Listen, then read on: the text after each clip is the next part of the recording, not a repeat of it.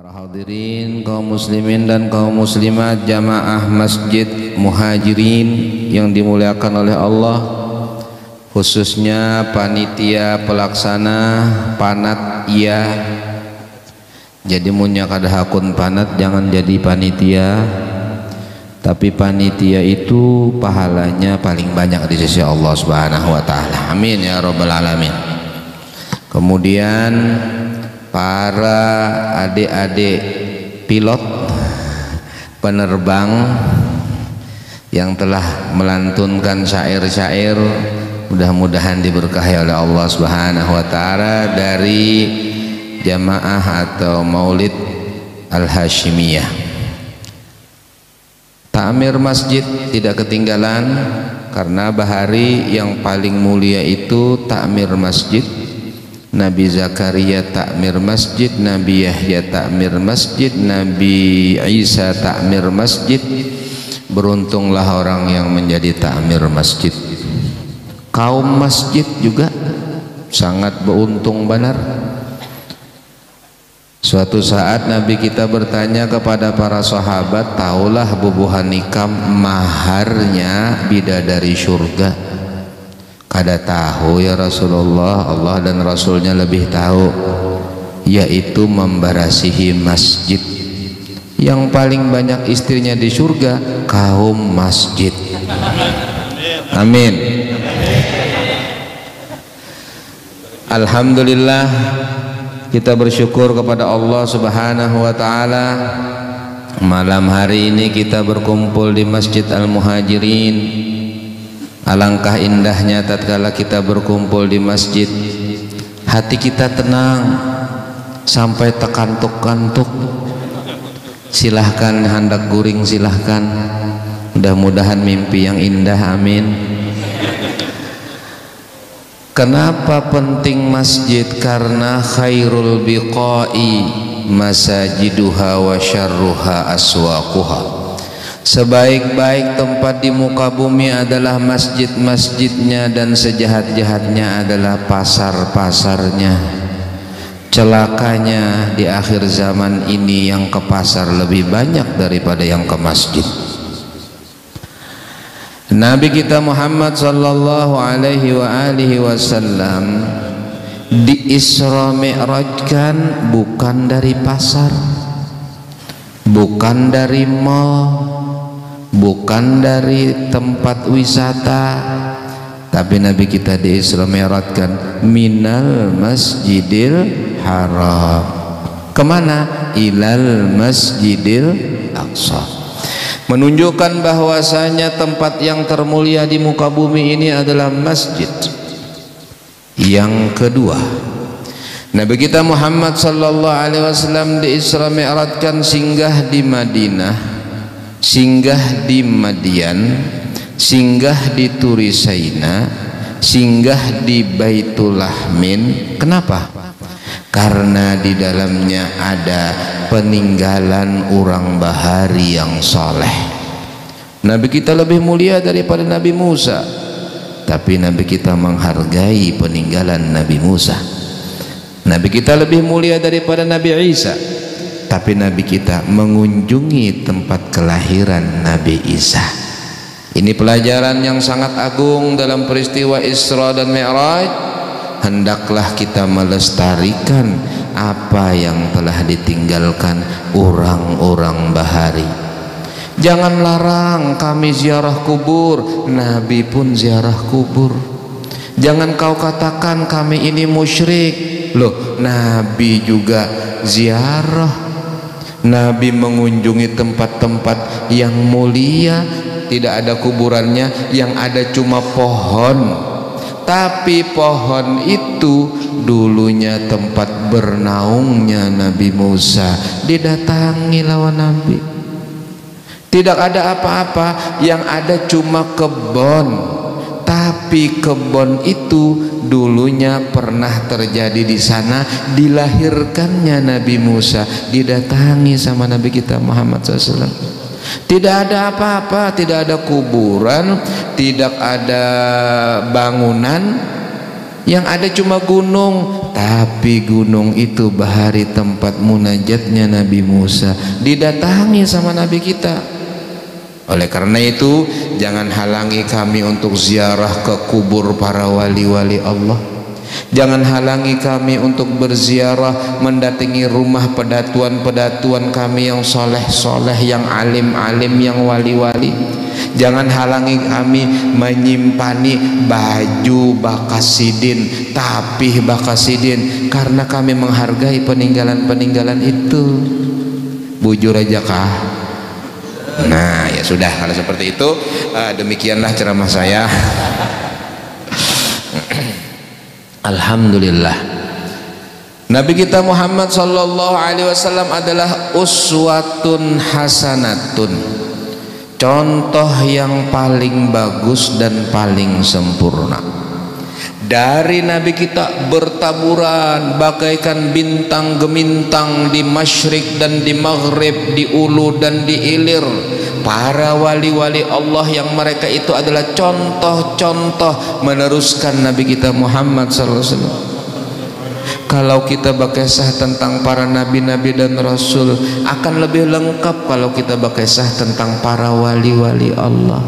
Karena apa? Mereka sama-sama mengemban daripada rahasia dan risalah Allah. Cuma bedanya yang satu mengaku sebagai nabi dan ada mukjizat, yang satu mengaku sebagai wali dan ada karamah. Semuanya dari Allah. Karamah dari mukjizat, mukjizat dari kudrat iradat Allah subhanahu wa ta'ala. Dalam Al-Quran dikisahkan tentang para nabi-nabi dan rasul. Dalam Al-Quran dikisahkan tentang para wali-wali Allah.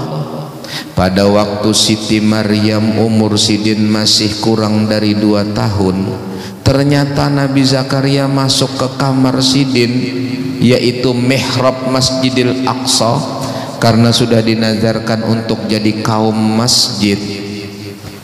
Ternyata beliau mendapatkan makanan-makanan yang banyak. Nabi Zakaria kada sadar karena Sidin takajud melihat banyaknya makanan-makanan di kamar Siti Maryam yang umurnya kurang dari 2 tahun. Takajud, lalu ujar Nabi Zakaria, anna laki hada, dapat di mana ikam? Kada sadar Sidin ini anak umur di bawah 2 tahun, kada bisa berpandir lagi. Tapi ternyata karamah Allah tampak, yaitu seorang bayi yang bernama Maryam binti Imran yang belum saatnya untuk berbicara, dia berbicara dan mengatakan qalat huwa min indillah, dari Allah. Takajud Nabi Zakaria. Apa yang dilakukan Nabi Zakaria? Hunalika da'a Zakaria rabbah. Situ saini, di tempat itu, mengambil berkah tempat itu, adanya seorang yang tampak pada dirinya karamah dari Allah, berdoa kepada Allah, Rabbi habli minka dzurriyyatan thayyibah, ya Allah, berikanlah kepadaku zuriat yang baik. Karena waktu itu Sidin belum bisa anak, umur sudah 70 tahun lebih. Lalu kemudian Allah memberi kabar gembira kepada Nabi Zakaria waktu Sidin sembahyang di mihrab, Allah akan memberikan kepada pian anak. Apa tandanya? Tandanya ikam kada kau bepandir 3 hari. Ternyata betul. Setelah peristiwa itu Nabi Zakaria kada kau pandir 3 hari, bepandir kada kau. Ini tanda dari Allah subhanahu wa ta'ala. Lalu kemudian mengandunglah istri beliau tercinta, umur 60 atau mungkin 70 tahun. Jadi jangan putus asa. Yang sudah 80 tahun, siapa tahu masih bisa melahirkan. Amin. Wah, ini seperti itu. Allah subhanahu wa ta'ala menceritakan tentang karamah Sayyidatu Maryam. Allah subhanahu wa ta'ala menceritakan tentang karamah seorang laki-laki yang mampu membawa singgasana Ratu Balqis dalam sebelum mata berkedip. Kalau ifrit mengatakan ana atika bihi qabla an takuma min magamik, aku akan bawakan sebelum pian berdiri dari tempat kursi pian ini wahai Nabi Sulaiman. Nabi Sulaiman kalau duduk di kursi itu jam 8 sampai jam 11, berarti 3 jam. Untuk apa? Untuk melayani masyarakat. Itu pemimpin yang baik, pemimpin yang siap untuk pengaduan-pengaduan masyarakat. Bahkan Nabi Sulaiman sangat perhatian dengan kaumnya, dengan masyarakatnya, sampai-sampai burung pipit pun ditakunakan sidin. Malila ara al-hudhud la azbahannahu aw la yatiyanni. Dia mana ini hudhud kadada? Burung halus biasanya ada. Kenapa ada? Dia akan kusambaleh kecuali dia membawa berita yang besar. Datang hudhud, ulun ada berita besar. Apa? Ternyata ada seorang ratu yang sangat berkuasa di negeri sana jauh. Bekesah, panjang kesahnya. Mun kita kesahkan sampai jam 1 malam. Pada intinya Allah Subhanahu wa taala Rabbul Alamin menceritakan dalam Al-Quran tentang mukjizat para nabi-nabi dan rasul, dan Allah Rabbul Alamin menceritakan tentang karamat-karamat para wali-wali Allah. Maka insya Allah malam ini kita berkisah tentang mukjizat Nabi dan karamat wali. Amin. Ini muqaddimahnya janyar. Subhanalladzi asra, maha suci Allah yang menjalankan. Coba perhatikan, subhana, maha suci Allah. Sebelum engkau mendengar kisah Isra Mi'raj, sucikan Allah, bujurakan tauhidmu, ingat bahwasanya yang berkuasa itu Allah. Muhammad bukan berangkat dengan diri sidin sendiri, tapi Allah yang memberangkatkan. Apanya yang mustahil? Tidak ada yang mustahil bagi Allah. Maha suci Allah yang menjalankan hambanya di malam hari waktu dunia dari Masjidil Haram ke Masjidil Aqsa. Kalau Nabi Musa itu kan disuruh sama Allah untuk datang. Tatkala datang dipanggil, wahai Musa, engkau berada sekarang di lembah yang suci namanya Tua, pacul sandalikam. Disuruh pacul Nabi Musa sandal. Di Kiau Nabi Musa datang disuruh pacul sandal. Kemudian munajat, minta melihat Allah, diberi sedikit, nggak sempat lihat, langsung pingsan. Itu Nabi Musa. Sedangkan Nabi kita Muhammad sallallahu alaihi wasallam dijemput dengan kendaraan yang paling istimewa, dengan patwal yang paling hebat. Nabi kita dijemput dengan buraq, saya terpaksa dijemput dengan Innova. Kenapa? Karena ban motor pecah di situ tadi. Jadi dijemputlah. Patwalnya, oh ada juga patwalnya. Nabi kita Muhammad SAW dijemput dengan buraq. Buraq adalah kendaraan yang termulia, tercepat, terhebat. Nanti di hari kiamat tidak ada satupun manusia yang naik buraq kecuali Nabi kita Muhammad sallallahu alaihi wasallam. Tatkala manusia dibangkitkan di padang mahsyar, Nabi kita Muhammad didatangkan kepada beliau buraq, dan beliau naik buraq menuju kepada timbangan Allah. Dan waktu itu aku melihat, kata Nabi kita Muhammad, Nabi Soleh naik onta. Nabi Soleh kan punya onta yang dibunuh oleh kaumnya. Akhirnya onta sidin itu sudah ada di higa kubur sidin. Begitu sidin bangkit dari kubur, langsung naik onta. Hebat kan Nabi Soleh? Hebat kan? Hebat kan? Hebat. Ternyata ada juga yang hebat daripada umat Nabi Muhammad. Bukan Nabi, bukan Rasul, naik onta juga, malah antik lagi naik ontaknya. Siapa? Bilal ibnu Rabah. Ujar Nabi, aku melihat Nabi Soleh naik onta di padang mahsyar, tapi aku juga melihat Bilal ibn Rabah naik onta sambil azan lagi, sambil mengumandangkan azan naik onta. Kada dikisahkan pengapa duduk apa berdiri, kira-kira mun azan bisa berdiri so tahu lagi lah. Tatkala Bilal mengucapkan asyhadu an la ilaha illallah, semua para nabi-nabi dan umatnya mengucapkan asyhadu an la ilaha illallah. Tatkala Bilal mengucapkan asyhadu anna Muhammadar Rasulullah, semua nabi-nabi dari sejak Nabi Adam sampai akhir sebelum Nabi Muhammad dan umatnya semuanya mengucapkan asyhadu anna Muhammadar Rasulullah sallallahu alaihi wasallam. Bilal ibnu Rabah luar biasa. Sampai di padang mahsyar sidin bang. Apa ujar Nabi? Barang siapa yang bang, yang azan 7 tahun berturut-turut karena Allah, hari kiamat dibangkitkan anu pinggulunya paling panjang di antara orang-orang yang lain. Jadi orang lain di bawahnya semuanya Kata ulama, bukan berarti harus lehernya lebih panjang, maksudnya derajatnya paling tinggi di antara yang lain. Orang nang azan.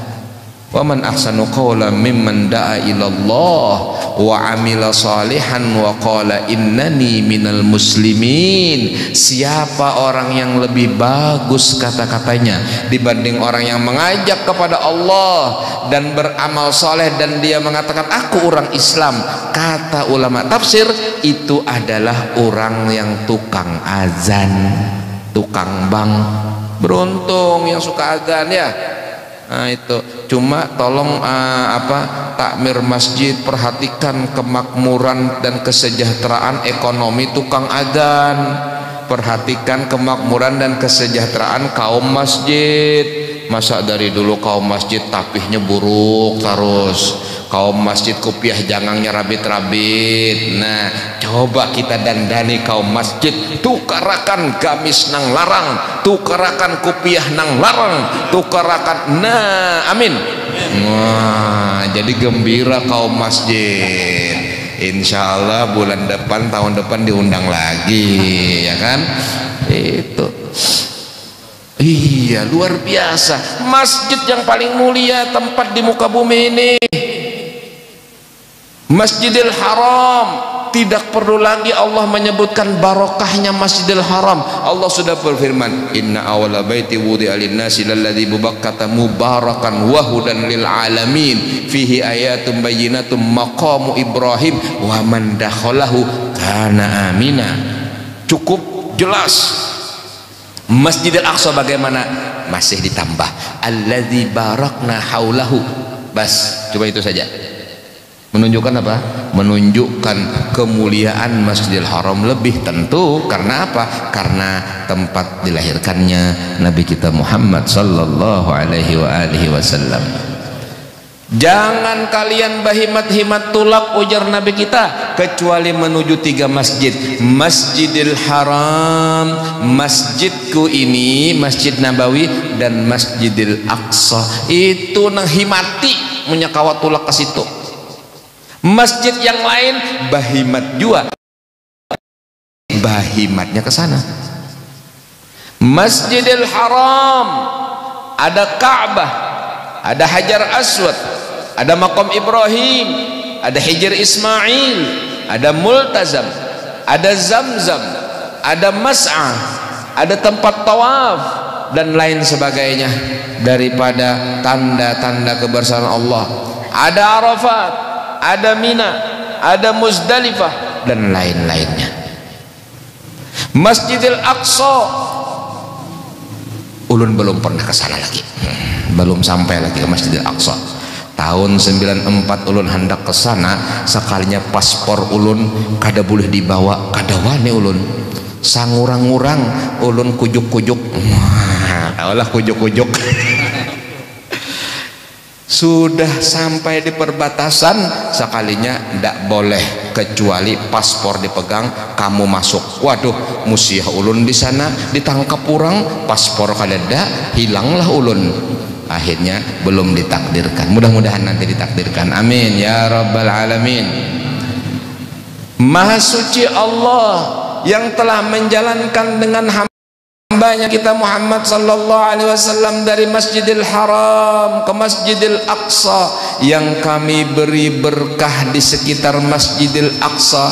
Kalau kita cerita Masjidil Haram tadi sudah, maka Masjidil Aqsa, keberkahan apa yang Allah titipkan di sana? Banyaknya para nabi-nabi dan rasul. Jadi kalau kita berkisah kubur para nabi-nabi dan rasul paling banyak di Masjidil Aqsa. Kenapa? Karena 70.000 nabi-nabi dan rasul itu dari keturunan Bani Israel. Siapa Bani Israel? Keturunan Nabi Yakub. Nabi Yakub itu ngaran sidin Israel bin Ishak bin Ibrahim. Isra artinya abdu, il artinya Allah, Abdullah.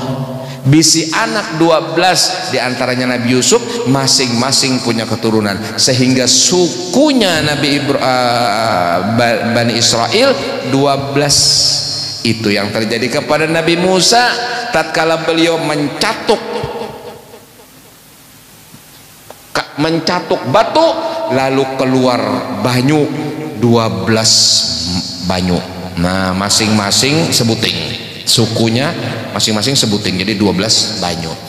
Famfajarat min husnata asyrata aina qad alima kullu unasin masyrabahum. Lalu kemudian Nabi kita naik Mi'raj malam 27 Rajab. Nabi di Hijr Ismail diangkat oleh Jibril dan Mikail dan malaikat yang satunya lagi tidak disebutkan, dirabahkan di sumur Zam-Zam, dibelah dada, diambil hati, dirandam di mangkok emas dari surga dengan air Zam-Zam, dibangkit kemudian dimasukkan kembali dan ditutup. Nabi sudah disiapkan kendaraan buruk yang mengawal di depan Jibril, di belakang mengikuti Mikail. Kemudian mereka berjalan dengan laju. Tatkala melewati Mesir, mendapatkan harum yang semerbak. Apa itu Jibril? Itu adalah harum kubur Masyitoh. Masyitoh seorang wanita yang dihukum oleh Fir'aun karena dia beriman kepada Allah. Dia, suaminya, anaknya 2 dikuburkan dalam satu kubur. Sekalinya di zaman Nabi harum, Nabi yang mencium harumnya. Celakanya di Mesir sampai sekarang belum kita pernah dibawai ke kuburnya Masyitoh. Berapa kali ke situ enggak dibawai ke kuburnya musuhnya Masyitoh, Fir'aun. Ngarannya napa ya, piramid. Nah, di kekubur situ harus dibawai. Kada ada yang membawa ke kubur Masyitoh. Kira-kira bisa kada ada lagi so kuburnya Masyitoh so, padahal itu yang paling penting Fir'aun. Apa malah ada yang bertanya, guru jar wayah apa haulnya Fir'aun? La haula wala quwata illa billah. Anda mahauli Fir'aun kan apakah? Nabi kita singgah di Madinah, sholat 2 rakaat, kemudian tempat itu menjadi Masjidil Nabawi. Nabi kita berangkat singgah di Madian, ada pohon, singgah sholat 2 rakaat, lalu bertanya, apa ini Jibril? Dulu Nabi Musa bernaung di sini, bernaung benar aja, tapi cahaya sampai ke atas langit. Habib Ali Habsyi Bahari bisa waktu di Mekah itu melihat cahaya dari sebuah rumah. Beliau tok-tok, dor. Assalamualaikum. Waalaikumsalam. Siapa yang ada di rumah sini yang orang alim, yang orang soleh? Nggak ada.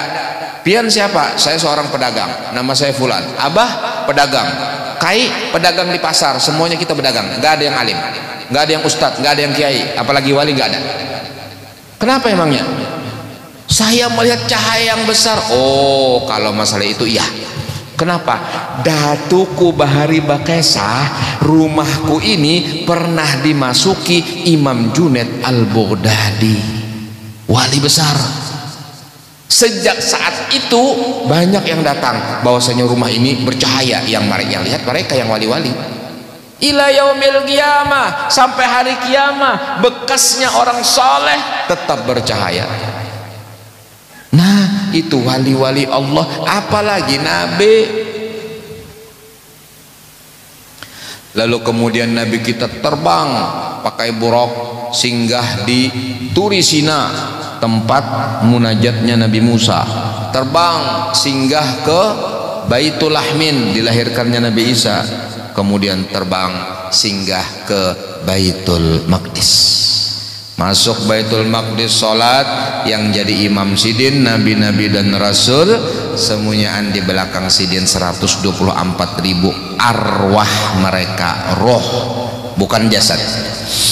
Sedangkan Nabi ruhan wa jasadan. Nabi diberi minuman 3 macam, banyu, khamar dan susu. Beliau minum susu. Untung pian karena memilih suci, makanya bilnya disurungi susu makruh menolak. 7 macam kita kalau disurungi itu makruh menolak.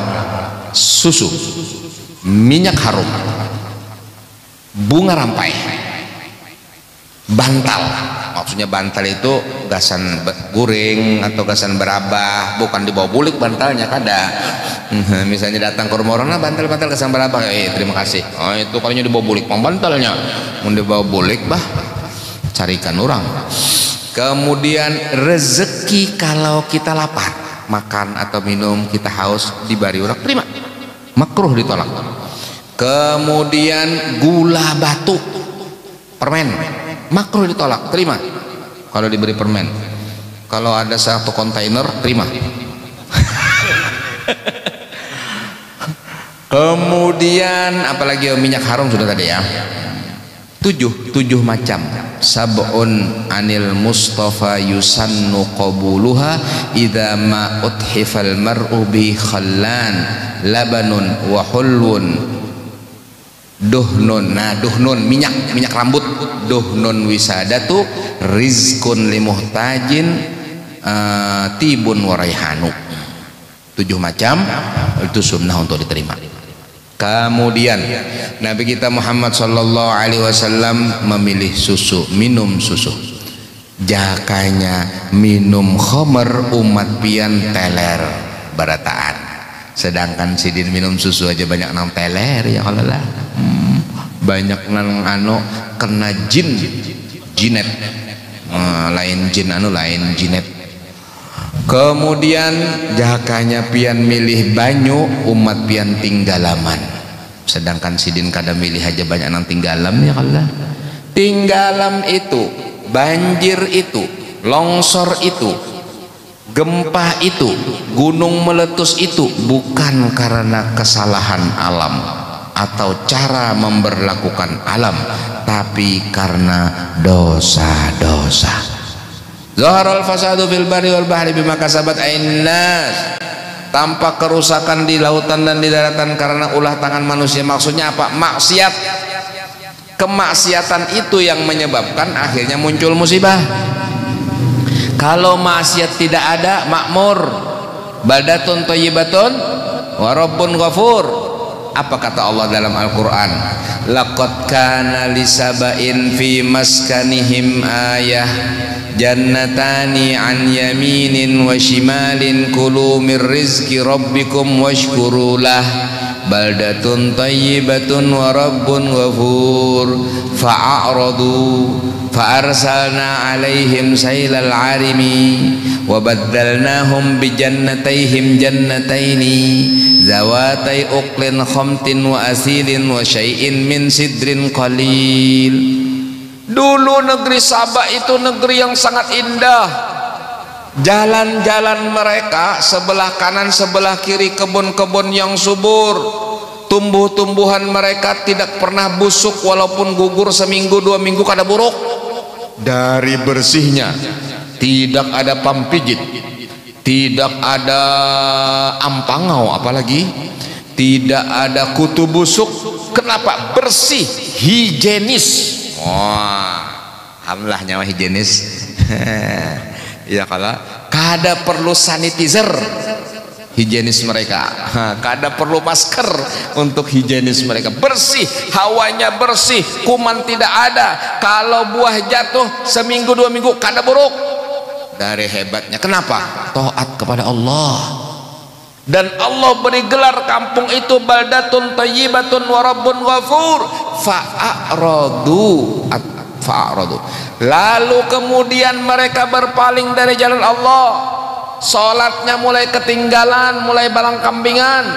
Ada sebahagian nang kambingnya kada bebalang lagi. Parai lalu sudah mulai ada maksiat, sudah mulai ada yang begini dan begitu.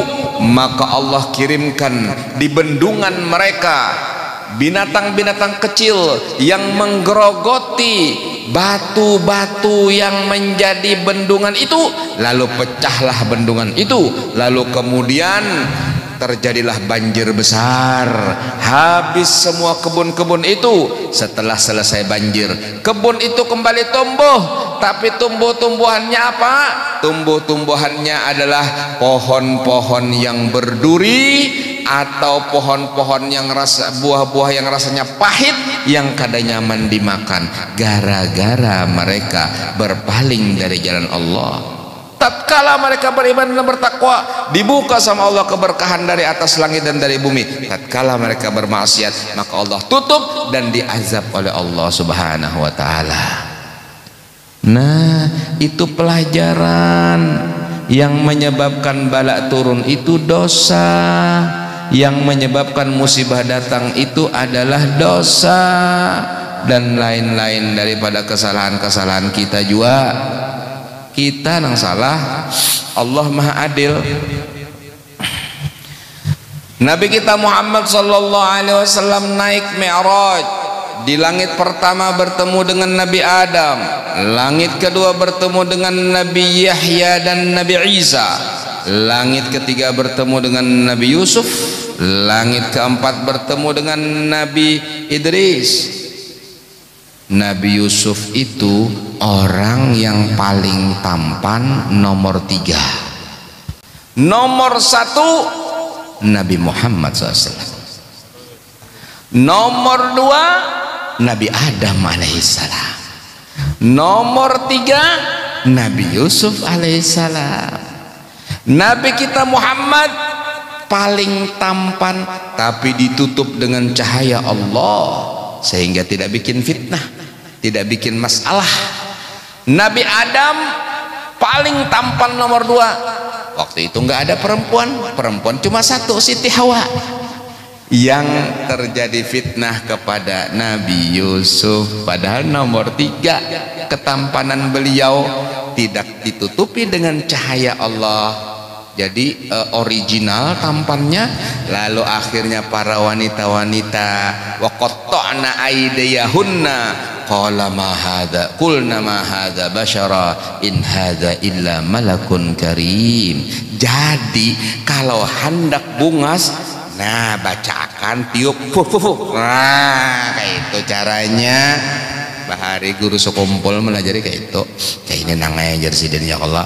Hendak baca ramin, hendak turun Allahumma ij'al wajhi ka wajhi Yusufa wa sauti ka sauti Dawuda wa nuri ka nuri Muhammadin. Fuh fuh. Wah. Bahaya bang ya Allah lah. Jangan ya, sedagin kalau sedagin. Naam. Nabi Adam kenapa paling tampan? Lahir di surga, makan dari makanan surga, hembusan angin surga, bersih, bagus, putih. Siapa wanita tercantik? Sayyidatu Hawa, paling cantiknya manusia di dunia perempuan adalah datu saya, Siti Hawa. Iya betul, datuku. Datu pian kada?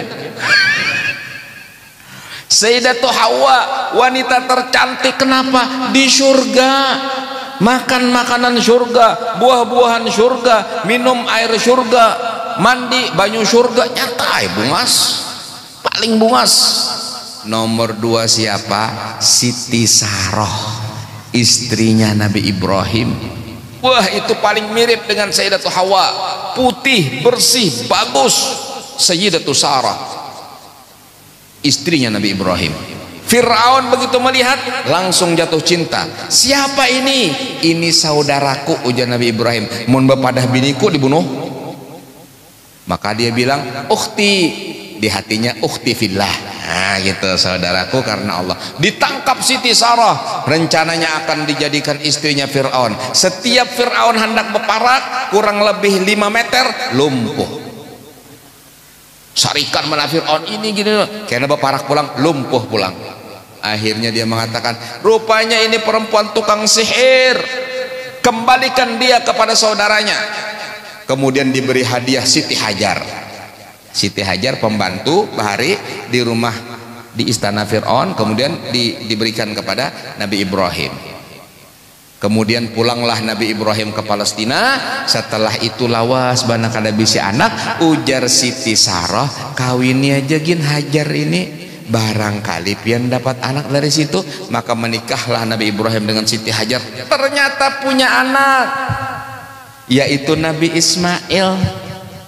Tatkala anak sudah lahir, kemudian terlihat kegembiraan pada diri Sayyidina Ibrahim dan Siti Hajar, mulailah hatinya kada nyaman. Wah, itu kan biasanya bebinian ke itu aja pian kawin ke Hajar, begitu hendak tulak kada jadi. Nah, itu. Dan itu diceritakan di dalam kitab Tazkirun Nas, Al-Habib Ahmad bin Hasan Al-Attas. Jadi seorang istri sudah garing-garing, akhirnya kasihan lawan suaminya, aja gin pian kawin gin, ulun sudah kayak ini nah, yang penting ulun tetap sebagai istri pian cari istri yang baru. Iya kading inggih. Sudah hai, isuknya siap-siaplah suaminya pakai baju dan sebagainya, ya kan mau cari-cari. Begitu mau keluar, sebentar mau kemana nih? Iya mau cari, kada jadi iya. Sekalinya kada jadi, rojak tuh artinya aku telah menarik kembali pernyataanku. Nah kada kawa bujur kada ibu-ibu. Wah, ibu-ibu senang. Pokoknya ibu-ibu ulun hendak memberi kisah seorang wanita murid dari seorang wali bini-bini datang kepada gurunya. Kemudian gurunya mengatakan, wahai muridku, aku dengar suamimu kawin lagi. Inggih guru heran ya, katakan kepada suamimu, bukankah lebih baik waktunya digunakan untuk Allah, ibadah, zikir, daripada dia tambah beban dengan menikah lagi. Nah jadi karena kalau abahnya minta izin kayak itu, padahal kan gasan Allah aja gin waktu pian kok. Begitu caranya ibu-ibu. Naam. Lalu kemudian Nabi kita Muhammad SAW, Nabi Yusuf, Nabi Idris adalah orang pertama yang menulis dengan pulpen. Pulpen yang ada di dunia ini sebenarnya seharusnya bayar royalti kepada Nabi Idris, seharusnya. Karena sidin yang pertama kali maulah bahari Nabi Idris alaihissalam. Langit kelima bertemu dengan Nabi Harun, langit keenam bertemu dengan Nabi Musa, langit ketujuh bertemu dengan Nabi Ibrahim. Apa kegiatan para nabi dan rasul? Majlis taklim dan zikir. Nabi Adam mengumpulkan anak cucu sidin untuk majlis taklim dan berzikir. Nabi Isa mengumpulkan murid-murid sidin 12 hawariyun untuk majlis taklim dan zikir. Semua kegiatan para nabi-nabi dan rasul di atas langit adalah berzikir atau belajar ilmu, berzikir atau belajar ilmu, berzikir atau belajar ilmu. Oleh karena itu di dunia ini majlis taklim dan majlis zikir raudhatun min riyadir. Mau biar diundang ke majlis Nabi Musa yang tenang. Ustaz gimana? Undang ke majlis Nabi Musa. Iya, tapi mati dulu ya. Lalu kemudian Nabi kita Muhammad SAW naik lagi ke Sidratul Muntaha. Dari Sidratul Muntaha turun ke surga, dari surga turun ke neraka, dari neraka naik lagi ke Sidratul Muntaha. dari Sidratul Muntaha naik ke Mustawa, dari Mustawa atau Rof naik ke Hadratul Qudsi Arsy Allah Subhanahu wa taala. Jumlah anak tangga yang dinaiki Nabi kita Muhammad SAW 10. Anak tangga liftnya 10. Katanya ulama cara naiknya itu zigzag. Tahu zigzag lah? Hah?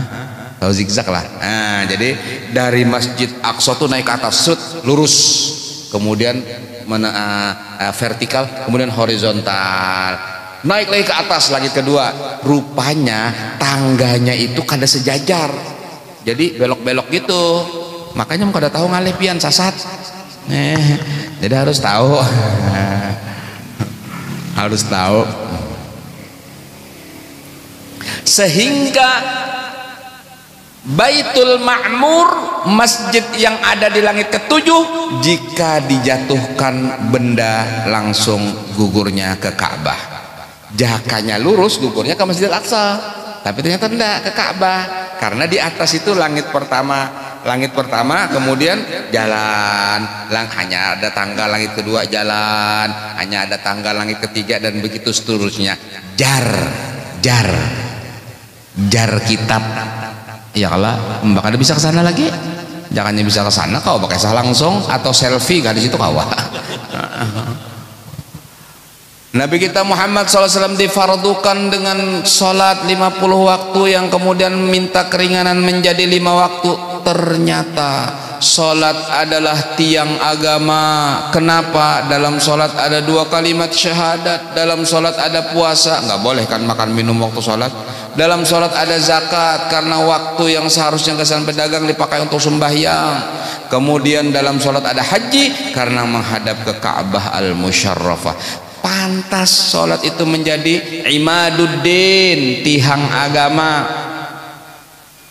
Dan sholat pasti mencegah Anda dari perbuatan al-fahsya wal munkar, asal sholatnya bujur. Permasalahannya sholat kita ini kada pas, sholat kita ini asal-asalan, sehingga akhirnya tidak seperti sholatnya mereka wali-wali. Para wali-wali kalau sembahyang Allahu Akbar lupa dengan dunia dan seisinya, sedangkan kita Allahu Akbar ingat semuanya yang ada di dunia pada waktu sembahyang. Ingat berataan, ingat TV, ingat YouTube, ingat nota, ingat dagangan, macam-macam dalam sembahyang ingatnya.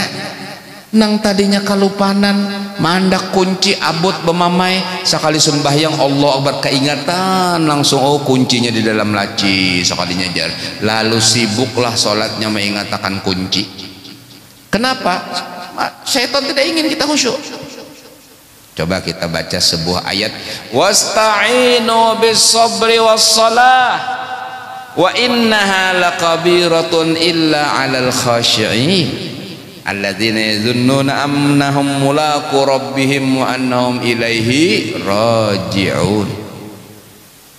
Mintalah pertolongan untuk apa saja dengan sabar.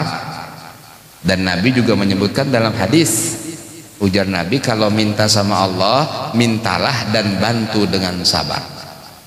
Mintalah pertolongan untuk hajatmu, dunia, akhirat, apa saja yang kamu minta dengan sabar. Dan sholat, dan sesungguhnya sholat itu berat kecuali kepada orang-orang yang khusyuk. Siapa orang-orang yang khusyuk? Yang mereka yakin akan bertemu dengan Allah dan ia kembali kepada Allah. Barang siapa orang yang yakin bertemu dengan Allah, orang yang yakin mati. Oh, semua orang yakin. Orang yang lagi menampar orang yakin lagi mati juga kena. Loh, terus yang dimaksud dengan orang yang yakin akan bertemu dengan Allah adalah orang yang mengamalkan ibadah kepada Allah, menjauhi larangan Allah untuk persiapan bertemu dengan Allah. Itu namanya orang yang yakin dengan Allah. Bukan yakin artinya udah yakin ya udah mati, nyata semua orang yakin mati, banyak orang mati sudah. Tapi gawian kamu tidak benar, berarti kamu tidak yakin dengan kematian, tidak termasuk alladzina yadhunnuna annahum mulaqu rabbihim. Kalau seperti itu, Siapa orang yang mengenal Allah? Apakah orang yang ahli tauhid? Apakah orang yang ahli ilmu Nur Muhammad? Apakah orang yang ahli hakikat Muhammadiyah? Apakah orang yang betul-betul mengerti martabat 7 yang disebut dengan arif billah? Belum, tidak pasti. Arif billah adalah orang yang mengenal Allah dengan Allah, artinya mengamalkan semua perintah Allah, menjauhi semua larang Allah, zahir dan batin. Kalau cuma sekedar ngomong, bukan. Karena berapa banyak orang yang pintar bepandir, sekalinya pengikut iblis. Iblis itu paling pintar bepandirnya. Alim, profesor, berapa kali jadi profesor sudah jangan tahu. Alim benar, tapi apa gunanya sebuah kata-kata kalau tidak dengan amal? Mengenal Allah bukan hanya dengan ilmu, mengenal Allah dengan amal. Matamu wajib mengenal Allah. Bagaimana caranya matamu mengenal Allah? Memandang Al-Quran, memandang kedua orang tua dengan hormat, memandang kepada kaum muslimin dengan belas kasihan, dan tidak memandang yang haram. Berarti matamu ma'rifat billah. Telingamu juga demikian, anggota badanmu juga demikian. Jika tanganmu menampar orang yang itu adalah sesuatu yang tidak benar, maka tanganmu tidak mengenal Allah, dan tanganmu berhak untuk mendapatkan siksa. Allah Maha Adil. Tatkala tangan yang salah, tangan yang disiksa. Tatkala batis yang salah, batis yang disiksa. Tapi mun batis diselukut api neraka, garing jua es awakan, kan begitu. Jadi caranya mengenal Allah itu bukan hanya dengan bepandir jam 2 malam, jam 1 malam, kemudian ujung-ujungnya kada sumbahyang, akhirnya kena parahi sumbahyang. Lah, itu adalah tipu daya syaitan dan iblis. Orang yang arif billah adalah orang yang alim, ilmunya manfaat, ibadahnya banyak, tidak terdengar maksiat, akhlaknya bagus, tanda-tanda ikhlas ada pada dirinya. Barang siapa yang seperti itu, dia kita beri gelar arif billah, walaupun inya kada bakaramat. Tidak penting karamat itu. Karamat itu kan Allah yang memberi, bukan kehendak wali. Wali itu sama Allah Ta'ala, hendak apa aja dikabulkan, tapi syaratnya jadi wali kada boleh bisi kehendak. Kalau masih ada kehendak dunia, kehendak syahwat, kehendak, ada harapan jadi wali. Harus lebur, tidak punya kehendak, terserah Allah. Nyaman, dapat duit, alhamdulillah. Kada dapat duit, alhamdulillah. Dapat musibah, alhamdulillah. Tidak dapat, terhindar musibah, alhamdulillah. Karena apa? Dia tahu semua kehendak Allah. Aku tidak punya kuasa mempunyai kehendak apa-apa. Kada pernah sangkal, kada pernah. Tidak ada. Itu wali Allah Ta'ala. Makanya tatkala dia bilang A, jadi A, B, jadi B, dituruti sama Allah. Kalau bubuhan kita diberi kayak itu, bahaya, bahaya, kacau dunia. Sarikan sedikit jadi kodok bujuran, kena bahaya. Makanya Allah memberi keramat itu kepada orang yang istimewa, yang sudah kada ada kehendak lagi, kehendaknya hanya satu, Allah. Tatkala keluar keramatnya itu karena Allah yang menghendaki. Kada sidin Sayyidatu Maryam, umur sidin kurang daripada 2 tahun, mana ada dia kehendak mau makanan dan sebagainya, tapi Allah yang memberi untuk memberi pengetahuan kepada manusia tentang keramatnya seorang wali perempuan, Maryam binti Imran, ibu Nabi Allah Isa alaihissalam. Amun bubuhan kita diberi karamat kayak itu, pindah kantong kempes ya, wah hibak ya, kalau harona kacau dunia, kacau. Makanya kita kada kawa makom itu, sebab makom itu bagi orang wali yang dia sudah tidak punya keinginan kecuali Allah. Itu guru kita yang mulia Syekhuna murabbi arwahina al-arif billah al-alimil allama Syekh Muhammad Zaini bin Abdul Ghani al-Banjari. Kemuliaan sidin sejak sidin mulai lagi halus, mulai lagi diparut umat sidin, mulai lagi sidin menyusu dengan keistimewaan, tidak menyusu di bulan Ramadan di siang hari, kemudian dan lain-lain. Setelah itu beliau belajar ilmu agama dengan kecerdasan yang sangat, dalam keadaan fakir dan miskin manukar buku tulis saja kawa. Jadi kitab tuh ditulis dulu hendak belajar lawan guru, dan dengan berkat itu hafal kitab sebagian, kemudian menghafalkan Al-Quran. Cukupkah? Belum. Fitnahan datang, permusuhan datang. Badu-adu sidin lawan guru bangel kaajar lalu ujur guru bangel amalakan nenenah diamalakan sidin umbah laos takun sidin apa jay pinanya babangat kaajar ayam itu ke bangel ja tulak sidin ke bangel. Beberapa lama di bangel di bawah bimbingan guru bangel. Sidin ketujuan ziarah untuk hubungan dengan orang-orang nang bahari, diantaranya hampir tiap malam sidin ziarah ke Habib Abdullah bin Ali Al-Haddad Sangeng. Habib Abdullah bin Ali Al-Haddad lahir di Hadramaut, ke Mekah menuntut ilmu. Di antara gurunya Syekh Muhammadun Al-Azab, pengarang kitab Maulid Azab, kemudian bulik langsung ke Bangel dan meninggal di Bangel. Sidin Bakaramat Habib Abdullah bin Ali Al-Haddad ngaran sidin Bakaramat di zaman Belanda bahari. Abah guru sekompol tujuh benar situ sampai parak subuh kan hanya boleh parak subuh hanya boleh mulai malam.